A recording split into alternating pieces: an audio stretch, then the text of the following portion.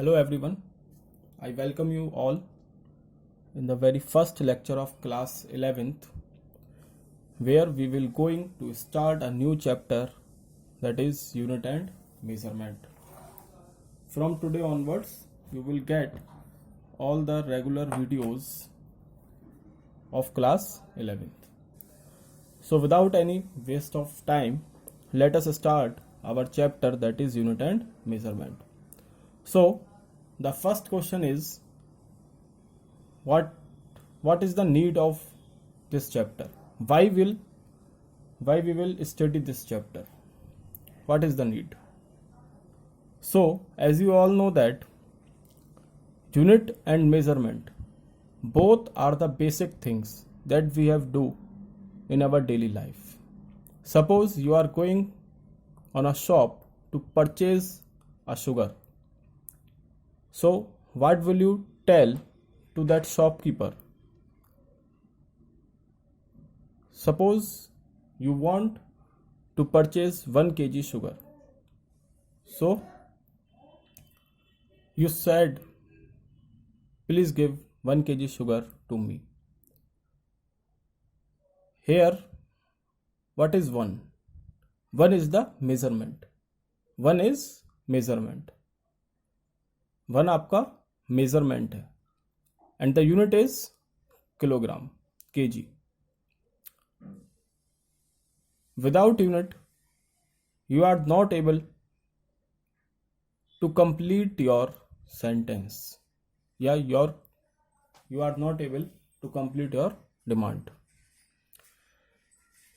To use proper unit at a particular place, it is also important.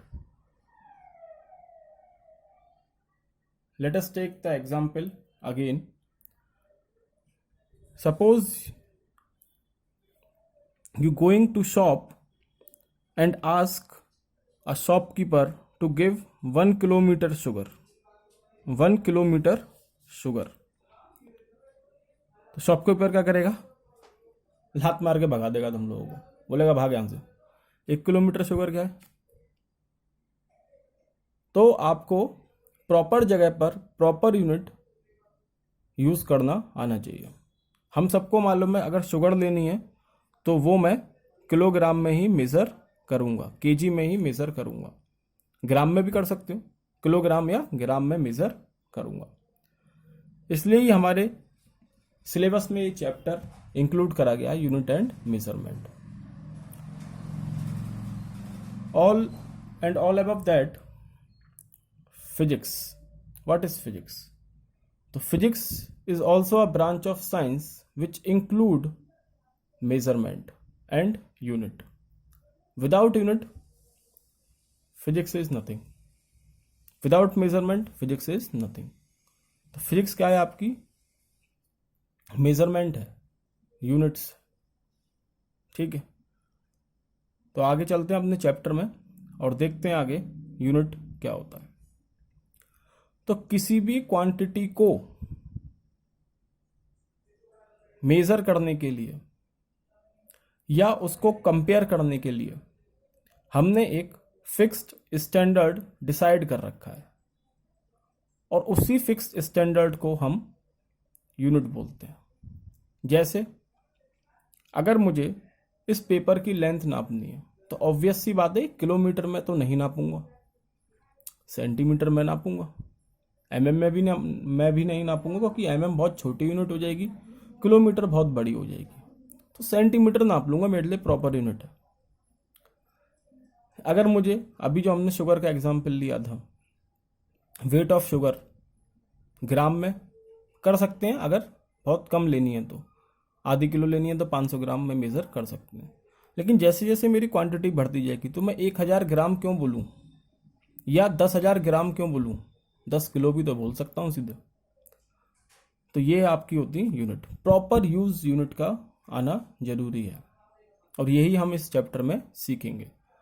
How we derive the units, how we use the units, that we all study in this chapter. Now the next is physical quantities. So there are two types of quantities. One is fundamental quantity and the other one is derived quantity. Those quantities which have chosen and assigned a standard are known as fundamental units. वो quantity जिसको एक standard दे दिया गया उसको हम बोलते हैं fundamental quantities, और उनकी यूनिट्स को हम बोलते हैं फंडामेंटल यूनिट्स. इन फंडामेंटल क्वांटिटीज और इन फंडामेंटल यूनिट्स से बनके जो क्वांटिटी बनेगी उसको हम बोलते हैं डेराइव्ड क्वांटिटी, और उनकी यूनिट को बोलते हैं हम derived unit. Derived unit. So there are two types of quantities, fundamental and derived quantities. One is which we have given standards, and the other one is derived quantities which are expressed in terms of fundamental quantities. Now there are some system of units that we use, and this system of units may vary from country to country or region to region. Let us take an example. In India, we mostly measure the length in meter or centimeter. But in foreign countries like England or European countries, they measure length mostly in foot, or they measure mass in pound, while we measure mass in kilogram और gram. कुछ आपके पास system of units होते हैं जो आपकी reason to reason very करते हैं, country to country very करते हैं. जैसे आपके विदेशों में मास को पाउंड में मेजर करते हैं, लेंथ को फुट में मेजर करते हैं, लेकिन हमारे देश में लेंथ को मीटर में मेजर करते हैं और मास को किलोग्राम में मेजर करते हैं. तो ये कुछ सिस्टम होते हैं. अब वो सिस्टम्स हम लोगों को देखने. These systems are as follow: MKS system, CGS system, FPS system. तीन सिस्टम हमारे मेन. MKS फुल फॉर्म क्या है MKS की? M for metre, K for kilogram, S for second. It means in this system we measure length in metre, mass in kilogram, time in second. In another system known as CGS system, and full form of CGS system is centimeter, gram, second. It means we measure length in centimeter, mass in gram, time in second. And the last one is FPS system. In this system we measure length in foot, mass in pound, time in second. Okay. Now, apart from these three systems, there is a single system which adopted internationally. It means this system that we will going to study is valid in all countries, and this system is known as SI system. SI system. It comes into effect in 1960. SI system. Full form of SI system is International System of Units. International System of Units. International System of Units. हो सकता है ये चीज तुमसे कभी ना पूछी जाए, कहीं पे भी ना पूछी जाए, लेकिन मालूम होना चाहिए कि एसआई सिस्टम की फुल फॉर्म क्या होती है? International system of units. In SI system we assign some basic units. There are 7 basic units included in SI system and 2 supplementary units included in SI system. What are these supplementary units and what are these basic units? तो these supplementary units are plane angle and solid angle. जो हम angle measure करते हैं ना, plane angle और solid angle, उसको हमने supplementary units में रखा. यूनिट क्या होती है? प्लेन एंगल के लिए यूनिट होती है रेडियन, सिंबल है RAD। सॉलिड एंगल के लिए यूनिट होती है स्टेरेडियन, सिंबल है SR। ये हो गई सप्लीमेंट्री यूनिट SI सिस्टम की। अगर बेसिक यूनिट की बात करें तो 7 क्वांटिटी हैं, 7 क्वांटिटी हैं बेसिक यूनिट्स के लिए। कौन कौन सी हैं? Length, mass, time, electric current, temperature, amount of substance and luminous intensity. Length की यूनिट हमने मीटर दी, सिंबल इसका M है।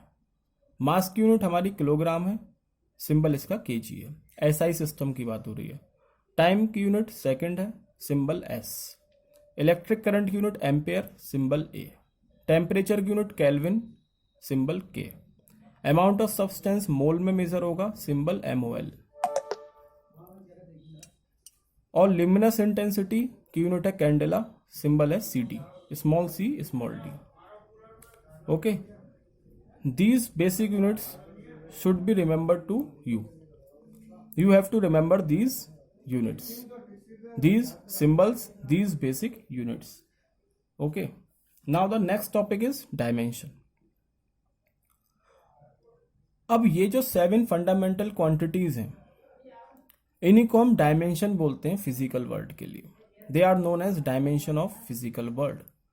और जब भी हम डायमेंशन को मेंशन करते हैं तो स्क्वायर ब्रैकेट के अंदर लिखते हैं। ये है आपका स्क्वायर ब्रैकेट, ठीक है।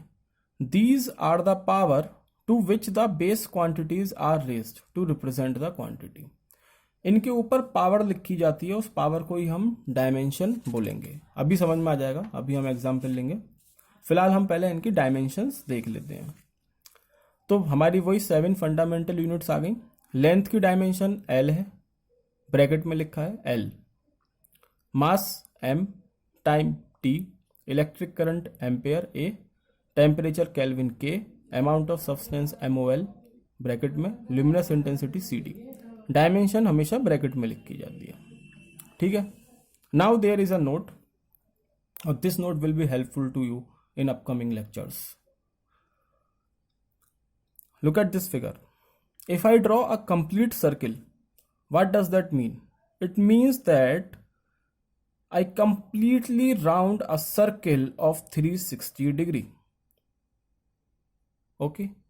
When we will talk about the degree, then it will be 360 degree. And when we talk about radian, so this circle is also represent a radian, which is 2 pi. 2 pi radian. What does that mean? It means that 2 pi radian should be equal to 360 degree. It means a pi radian is equal to 180 degree, or 1 radian is equal to 180 upon pi. After solving this, you will get 1 radian is equal to 57.7 degree, where pi is 22 upon 7. Okay, so this is the conversion of radian to degree. So you have to remember this, 2 pi is equal to 360 degree. Okay, now there are some prefixes for power of 10. As you know, if I will put 10 की power 3, so what it call kilo. जैसे तुम लोगों को मालूम है 1 kilogram में कितने ग्राम होते हैं? 1000 ग्राम होते हैं। मतलब किलो का, और 1 किलोमीटर में कितने मीटर होते हैं? 1000 मीटर होते हैं।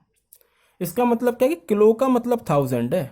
अब वो चाहे किसी के भी आगे लग जाए, किलोमीटर हो गया तो 1000 मीटर हो गया, किलोग्राम हो गया तो 1000 ग्राम हो गया, ठीक है। इसी तरीके से मतलब प्रीफिक्स क्या है इसमें? किलो है। इन द सेम मैनर कुछ और भी पावर होती है। यहाँ तो 10 की पावर 3 है तो मतलब किलो आ गया। कुछ और भी पावर होती हैं जिनकी प्रीफिक्स होते हैं, जैसे 10 की पावर -18, इसका प्रीफिक्स होता है एटो। 10 की पावर -15 फेम्टो या फर्मी। 10 की पावर -12 पिको। 10 की पावर -10 एंगस्ट्रॉम। 10 की पावर 12 टेरा। 10 की पावर 15 पीटा। 10 की पावर 18 एक्सा। ये रिमेंबर रखना है, ठीक है। Now we will going to solve some questions regarding this theory. What is our first question? Write the unit of following derived quantity in SI system. यहां पे आपको कुछ डेराइव्ड क्वांटिटीज दे रखी है, इनकी हमें यूनिट बतानी है। Velocity, acceleration, force, pressure. तो देखो कैसे हम यूनिट निकालते हैं। वेलोसिटी का फॉर्मूला होता है डिस्प्लेसमेंट अपॉन टाइम। मतलब डिस्प्लेसमेंट क्या हो गया मेरा, लेंथ हो गया, टाइम मेरा डिस्प्लेसमेंट हो गया लेंथ, टाइम हो गया सेकंड में। तो लेंथ की यूनिट आपकी होती है मीटर, बीच में डिवाइड लगा हुआ है, डिवाइड लगा दिया, और टाइम की यूनिट होती है सेकंड, तो यूनिट आ गई मीटर पर सेकंड। सिमिलरली अगर आपको एक्सेलरेशन की यूनिट निकालनी है तो एक्सेलरेशन क्या होता है, change in velocity divide by time. तो वेलोसिटी की यूनिट अभी हमने बताई मीटर पर सेकंड, और टाइम की यूनिट सेकंड, तो यूनिट क्या आ गई, मीटर पर सेकंड स्क्वायर। तो आपकी एक्सेलरेशन की यूनिट क्या आ गई, मीटर पर second square. Now the next part is force. हमें किसकी यूनिट निकालनी है, फोर्स की यूनिट निकालनी है। So as we know that force is equal to mass into acceleration. So unit of mass is kilogram and unit of acceleration is meter per second square. So the overall unit of force is kilogram meter per second square. ठीक है, तो कितनी unit आ गई आपकी force की, kilogram metre पर second square. Similarly हम pressure की यूनिट निकाल लेंगे। प्रेशर का formula force upon area.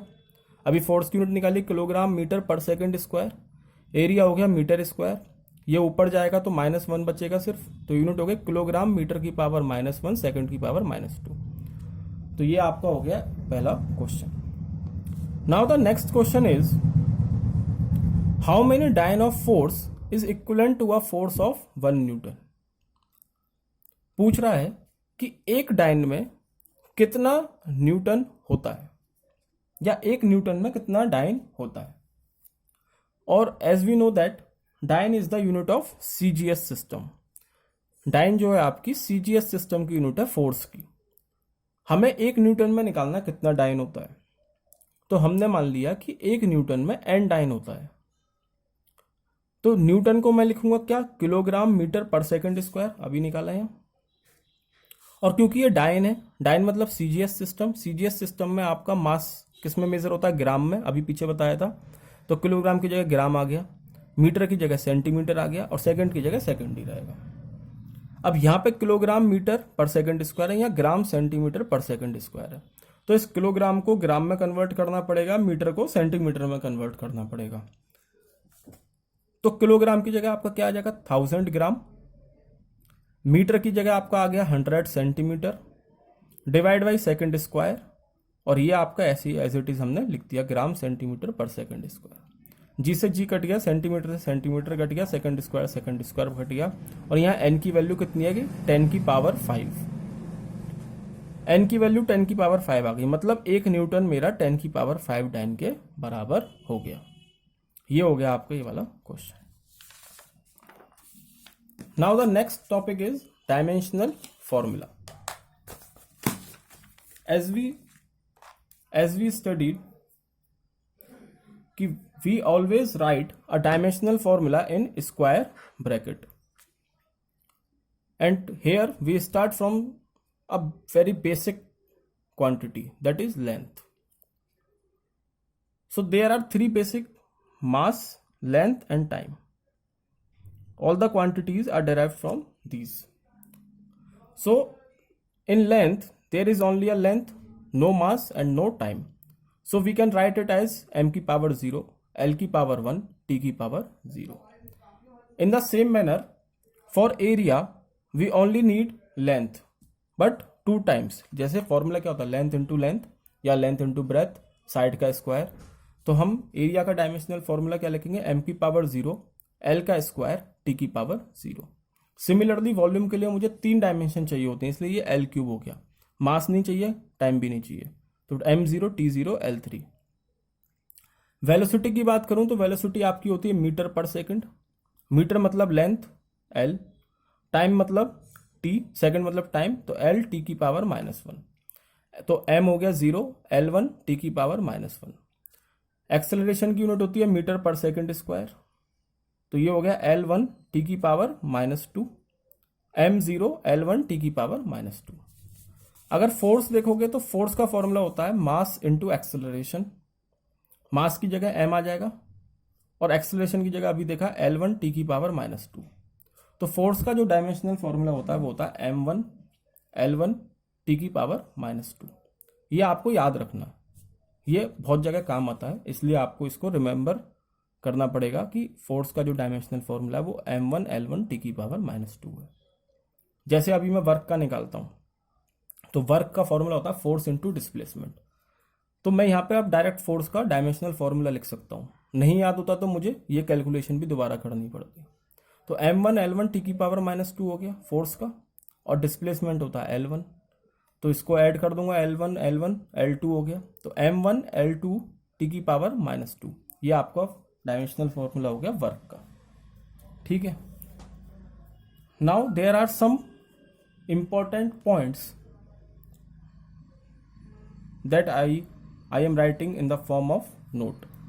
So there is a note 1 which said that the physical quantities which are defined as ratio of two physical quantity of same dimension are dimensionless. It means ये कह रहा है कि अगर मैं मैं एक quantity का रेशो निकाल रहा हूँ और ऐसी क्वांटिटी ले रहा हूँ जो दोनों सेम फिजिकल क्वांटिटी है, मतलब मान लो 5 किलो शुगर का रेशो निकाल रहा हूँ 10 किलो शुगर से, तो कितना आएगा 1:2, और इसका कोई यूनिट नहीं होगा, ये डायमेंशन लेस होगी। यही वो कह रहा है कि अगर सेम क्वांटिटी है ना, सेम फिजिकल क्वांटिटी है और उनका रेशो निकाल रहा हूं तो वो डायमेंशन लेस होगी। ठीक है, जैसे इसका एग्जांपल रेडियन, स्टेरेडियन, स्ट्रेन, इन ये डायमेंशन लेस होती हैं, इनकी कोई डायमेंशन नहीं होती। रेडियन, स्टेरेडियन मतलब जो सप्लीमेंट्री यूनिट्स इंक्लूड करी थी एसआई सिस्टम में उसकी बात कर रहा है, रेडियन और स्टेरेडियन, और स्ट्रेन आप लोग आगे पढ़ोगे, तो इनकी कोई डायमेंशन नहीं होती, रेडियन, स्टेरेडियन और स्ट्रेन। और जो आपके कांस्टेंट होते हैं जैसे 5 हो गया, पाई हो गया, ट्रिग्नोमेट्रिक रेशियोज हो गए, लॉगरिथमिक फंक्शंस हो गए, इन सब की भी कोई डायमेंशन या यूनिट नहीं होती। ये चीज आपको याद रखनी है कि कोई भी कांस्टेंट होगा या ट्रिग्नोमेट्रिक या लॉगरिथमिक फंक्शंस होंगे, इसकी कोई भी यूनिट और मेजर डायमेंशन नहीं होगी। ठीक है, तो ये आपके 2 पॉइंट हो गए। क्या क्या थे 2 पॉइंट? अगर 2 सेम फिजिकल क्वांटिटीज का रेशियो निकाल रहा हूं तो उनकी कोई डायमेंशन नहीं होगी, वो डायमेंशन लेस होंगे। दूसरा, अगर कोई कांस्टेंट है मेरे पास या ट्रिग्नोमेट्रिक फंक्शंस हैं या लॉगरिथमिक फंक्शंस हैं तो उसकी भी कोई यूनिट और डायमेंशन नहीं होगा। There is another note which is about the unit of distance. Since we all know that the SI unit of distance is meter, or in bigger units it will be kilometer, but there is also some more bigger units of distance. What are that? These units are light year और parsec. देखो distance ना हमारा बहुत ज्यादा very करता है। Distance nucleus को नापोगे तो 10 की पावर -15 मीटर का डिस्टेंस, एटम का साइज 10 की पावर -15 से तक का होता है, इतना कम। और ये डिस्टेंस वेरी करता है 10 की पावर 26 तक भी वेरी करता है, जैसे सन और अर्थ के बीच की दूरी। तो हमें बहुत छोटी यूनिट भी चाहिए डिस्टेंस को मेजर करने के लिए और बहुत बड़ी यूनिट भी चाहिए डिस्टेंस को मेजर करने के लिए। छोटी यूनिट में हमारी फर्मी मीटर आ जाता है, जिसमें आपका 10 की पावर -15 मीटर होते हैं एक फर्मी मीटर में। ठीक है, और बड़ी यूनिट में हमारे आ जाते हैं लाइट ईयर और पारसेक। लाइट ईयर हमारी डिस्टेंस की यूनिट होती है, ये याद रखना है हमें। होता क्या है लाइट ईयर? तो एक साल में हमारी लाइट जितना डिस्टेंस ट्रेवल करती है उसको हम लाइट ईयर बोलते हैं। एक लाइट ईयर में 9.46 मल्टीप्लाई बाय 10 की पावर 15 मीटर होते हैं, और ये मैं अभी प्रूव करके दिखाऊंगा कैसे।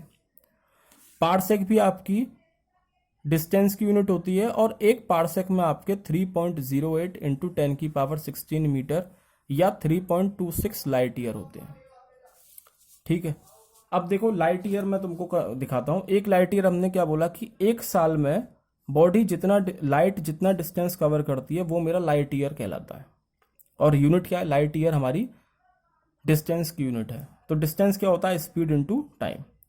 लाइट की स्पीड होती है 3 इंटू 10⁸8। अब टाइम कितना लोगे तो ध्यान से सुनो। एक साल में 365 डेज होते हैं। ठीक है, एक साल में 365 डेज होते हैं। और एक दिन में कितने घंटे होते हैं? 24। और एक घंटे में 3600 सेकंड होती हैं। तो ये मेरा सेकंड में कन्वर्ट हो गया। इसको तुम सॉल्व करोगे तो तुम्हें यही मिलेगा 9.46 इंटू 10⁻15 मीटर। देखो 3 into 10⁸8 multiply by 365 multiply by 24 multiply by 3600। देखो ये कितना आया? 9.46 इंटू 10⁻15 मीटर। तो हम कह सकते हैं कि एक लाइट ईयर में 9.46 इंटू 10⁻15 मीटर होता है। Okay class, so that's enough from my side for today, and we will discuss principle of homogeneity in the next lecture. Okay, principle of homogeneity and its application, that we will discuss in next class. Okay, thank you.